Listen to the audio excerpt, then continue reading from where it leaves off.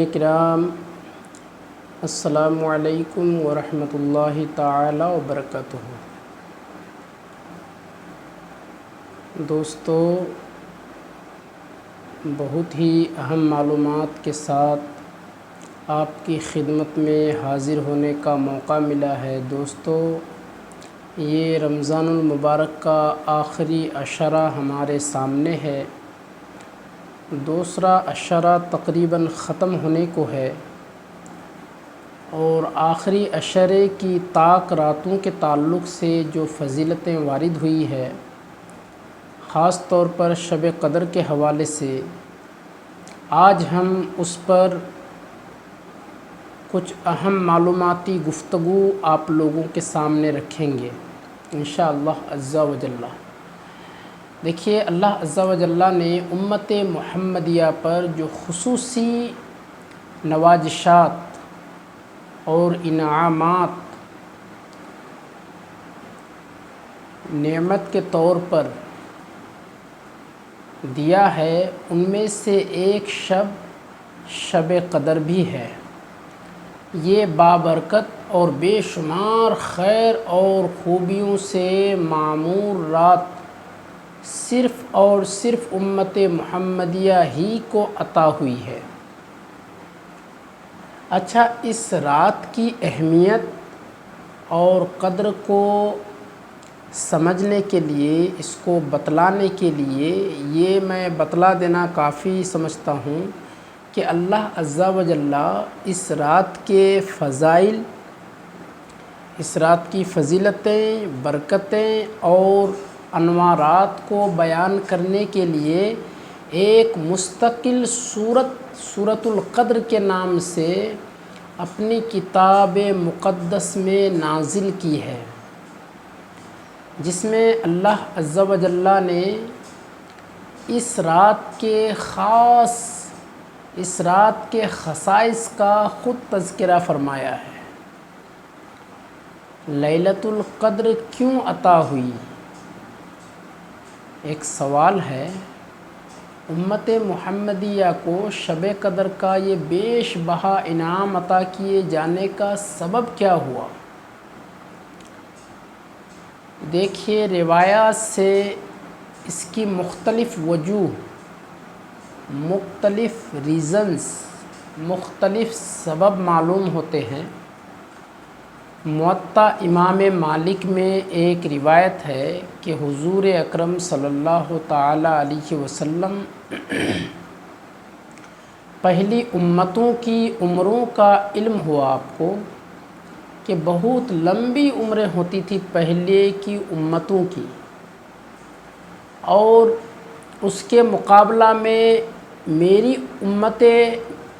امت کی عمریں بہت کم ہوئی ہیں، جس کی بنا پر میری امت کے لوگ پہلی امت کے ساتھ اعمال میں مساوی نہیں ہو سکتے، برابر نہیں ہو سکتے۔ اس بات سے حضور اکرم صلی اللہ تعالی علیہ وآلہ وسلم کو بہت زیادہ صدمہ لاحق ہوا، تو حق تعالیٰ نے آپ کو شب قدر عطا فرمائی کہ اس ایک شب کی، ایک رات کی عبادت اور بیدار رہنے کا ثواب 1000 مہینوں کی عبادت سے بہتر ہے۔ حضرت ابن مسعود رضی اللہ تعالیٰ عنہ فرماتے ہیں کہ حضور اکرم صلی اللہ تعالیٰ علیہ وآلہ وسلم نے صحابہ کرام کے سامنے بنی اسرائیل کے ایک ایسے شخص کا ذکر فرمایا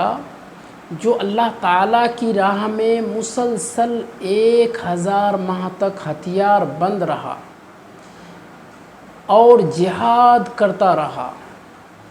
صحابہ کو یہ سن کر اس شخص پر بڑا رشک آیا۔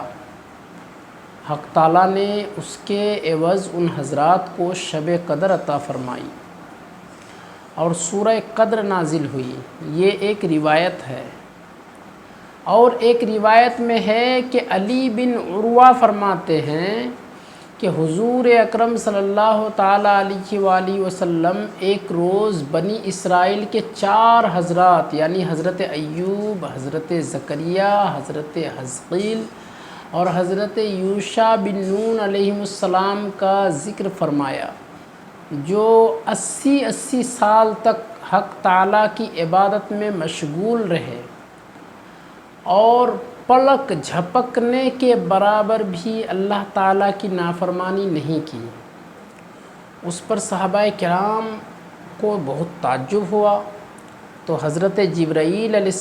السلام نے سورۃ القدر لے کر نازل ہوئے اور حضور اکرم صلی اللہ علیہ وآلہ وسلم سے فرمایا کہ آپ کی امت ان حضرات کی 80 سال کی عبادت پر تعجب کرتی ہیں، اللہ نے ایک شب آپ کو ایسی عطا فرمائی ہے کہ اس میں عبادت کرنا 80 سال کی عبادت کرنے سے بہتر ہے۔ بعض روایتوں میں یہ بھی آتا ہے کہ حضرت سلیمان علیہ السلام کی مدت حکومت 500 مہینے تھی اور ذوالقرنین کی مدت سلطنت بھی 500 ماہ کی تھی۔ اللہ عز و جل نے اس امت کو لیلۃ القدر عطا کی کہ اس شب کی عبادت کا اجر اور اس رات کی عبادت کا ثواب ان دونوں بادشاہوں کی مجموعی مدت یعنی 1000 مہینے کی حکومت سے بہتر ہے۔ قرآن میں شب قدر کا ذکر کس طرح سے ہے؟ اس امت کو شب قدر بخشے جانے کی وجہ اور اصل سبب کچھ بھی ہو، لیکن یہ وہ عطا اور بخشش کی رات ہے جس سے پچھلی امتیں محروم تھیں۔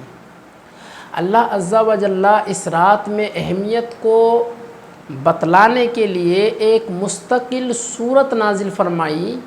ارشاد باری تعالیٰ ہے، ہم نے اس کو شب قدر میں نازل کیا، ہم نے اس کتاب کو اتارا شب قدر میں، اور تم کو کیا معلوم ہے شب قدر کیا چیز ہے؟ 1000 مہینے سے بہتر ہے۔ اس مہینے میں فرشتے اور روح الامین اپنے رب کے حکم سے اترتے ہیں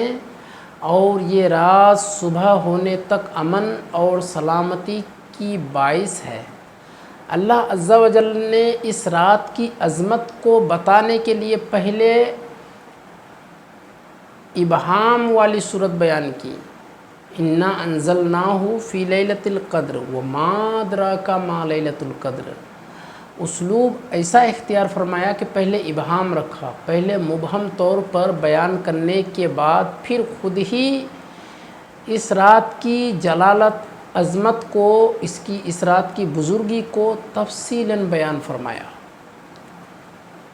کہ شب قدر 1000 مہینوں سے بہتر ہے۔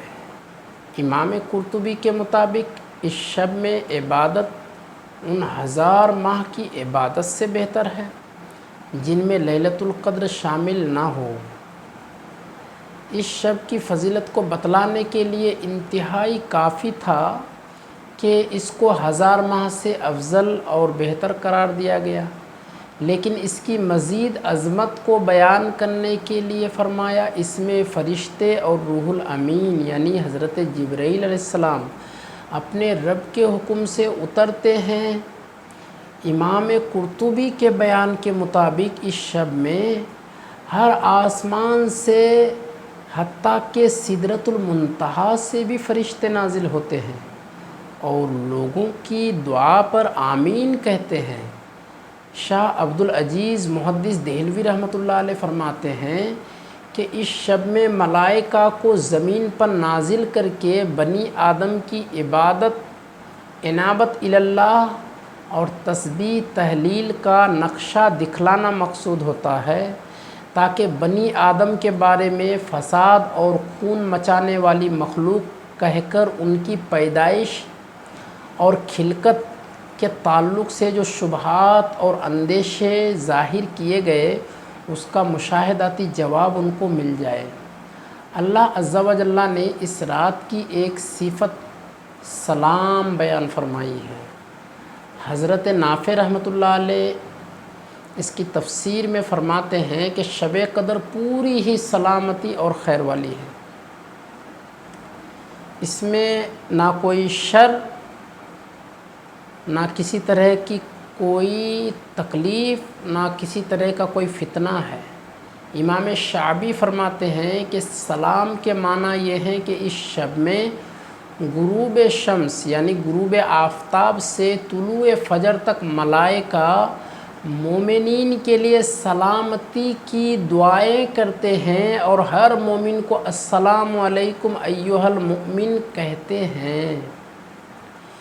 ملائکہ کے اس نزول اور مومنین کے لیے دعا اور استغفار کا سلسلہ صبح صادق تک جاری رہتا ہے۔ لیلۃ القدر کی وجہ تسمیہ کو بھی سمجھیے۔ لیلۃ القدر کو لیلۃ القدر کیوں کہا جاتا ہے؟ قدر کا ایک معنی عظمت اور شرف کے ہیں۔ امام زہری وغیرہ حضرات نے اور بڑے بڑے علماء نے اس جگہ یہی معنی لیے ہیں، اور اس رات کو لیلۃ القدر کہنے کی وجہ سے اس رات کی عظمت اور شرف مراد ہے۔ اور ابو بکر وراق جو بہت بڑے عالم ہیں، انہوں نے فرمایا ہے کہ اس رات کو لیلۃ القدر اس وجہ سے کہا گیا کہ جس آدمی کی اس سے پہلے اپنی بے عملی کے سبب کوئی قدر و قیمت نہ تھی، اس رات میں توبہ اور استغفار اور عبادت کے ذریعے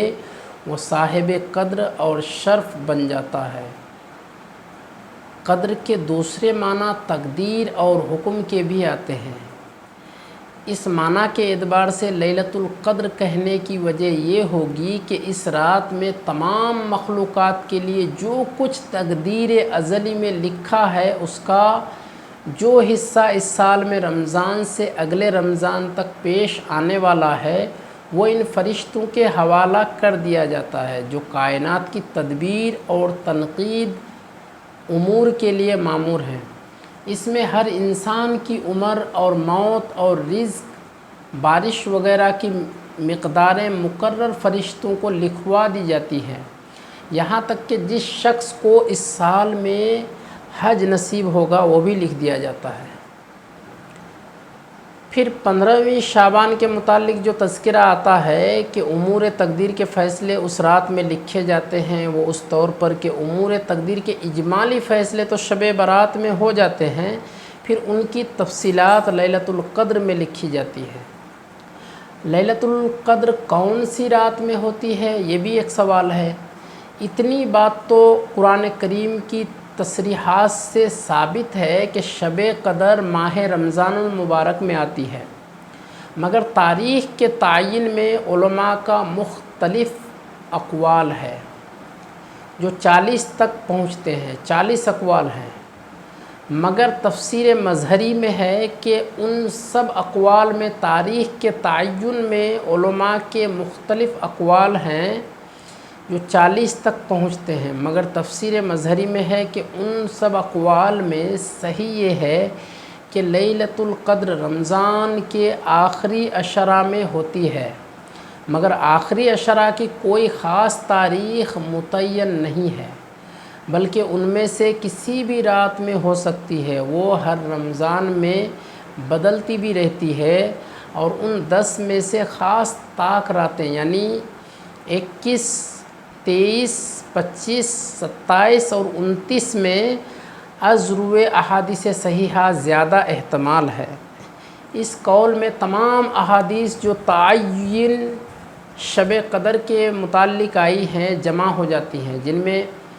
21، 23، 25، 27 اور 29 راتوں میں شب قدر ہونے کا ذکر آیا ہے۔ اگر شب قدر کو ان راتوں میں مان لیا جائے اور ہر رمضان میں منتقل ہونے والا قرار دیا جائے تو یہ سب روایات حدیث اپنی اپنی جگہ درست اور ثابت ہو جاتی ہے، کسی میں تعویل کی ضرورت نہیں رہتی۔ اسی لیے اکثر ائمہ فقہا نے اس کو عشرہ اخیرہ میں منتقل ہونے والی رات میں قرار دیا ہے۔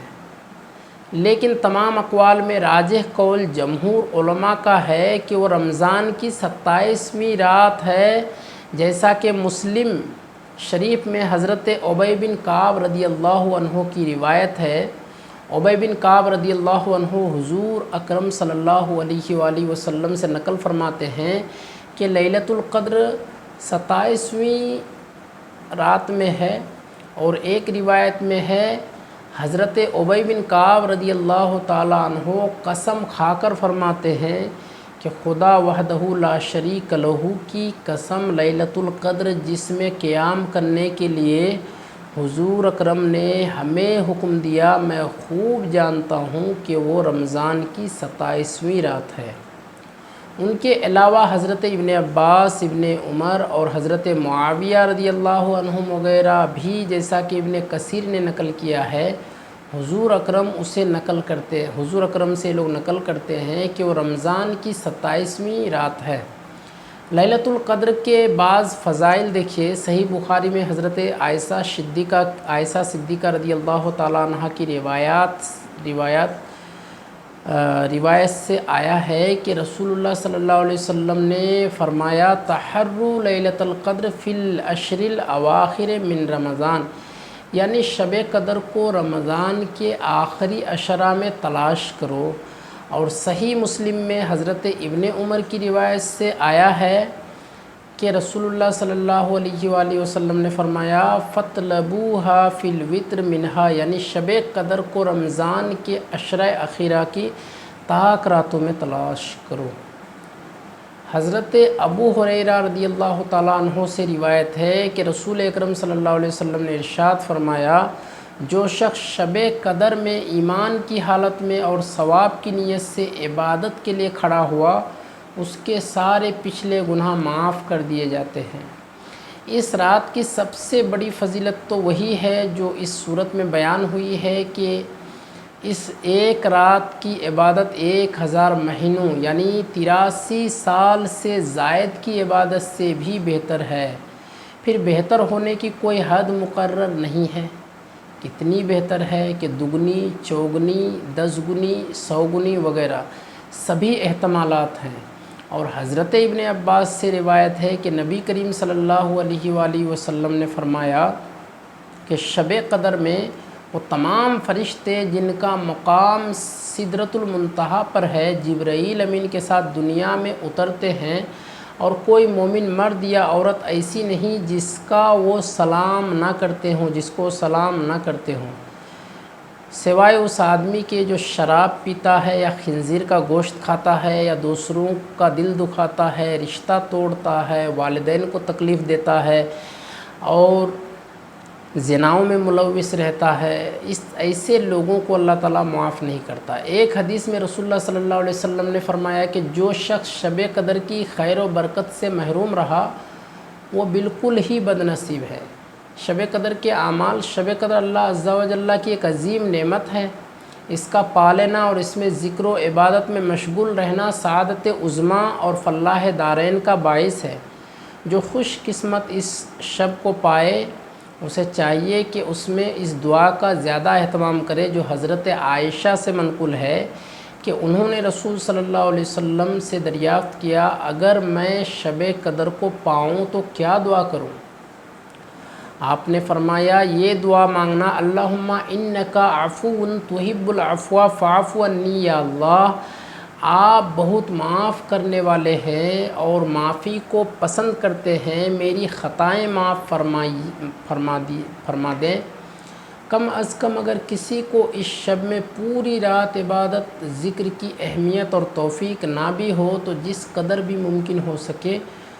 اس شرف سے محروم نہ رہے، اور کم از کم مغرب عشاء کی نماز با جماعت کا ضرور اہتمام کرے۔ امام قرطبی نے عبداللہ بن عامر بن ربیعہ کی روایت نقل کی ہے کہ وہ فرماتے ہیں کہ حضور اکرم صلی اللہ علیہ وسلم نے فرمایا، جس نے شب قدر کی مغرب عشاء کی نماز با جماعت ادا کی، اس نے شب قدر سے اپنا حصہ پا لیا۔ مقصد یہ ہے کہ ہر شخص کو اس رات کا کچھ نہ کچھ حصہ مل جائے، اگرچہ تمام شب بیداری کرنے والے کا حصہ اس سے زیادہ اور بہتر ہے۔ اللہ نے ہمیں توفیق ارزانی عطا کرے اللہ تعالیٰ کی بارگاہ میں دست بدعا ہوں کہ اللہ تبارک و تعالیٰ ہمیں اس رات کے صدقے میں، رمضان المبارک کے صدقے میں یہ رات نصیب عطا فرمائے، میسر کرے، اس رات کو پانے کی توفیق عطا کرے، اور اس رات میں اپنی بخشش اور مغفرت ضرور کروانے کی توفیق دے۔ اس رات کی بڑی فضیلت ہے دوستو، آپ میں سے ہر کوئی کوشش کرے کہ اس رات میں بیدار رہیں اور بیدار رہ کر کے عبادت کریں، اور اگر آپ میں سے کوئی شب قدر کو پاتا ہے تو مجھ کو بھی یاد رکھیں دعاؤں میں۔ دوستو ویڈیو آپ کو کیسی لگی کومنٹ باکس میں ضرور بتائیں، اگر پسند آتی ہے ویڈیو تو لائک کریے، اور اگر ابھی تک آپ نے سبسکرائب نہیں کیا ہے تو سبسکرائب کر لیں، اس سے ہماری حوصلہ افزائی ہوتی ہے۔ پھر ملتے ہیں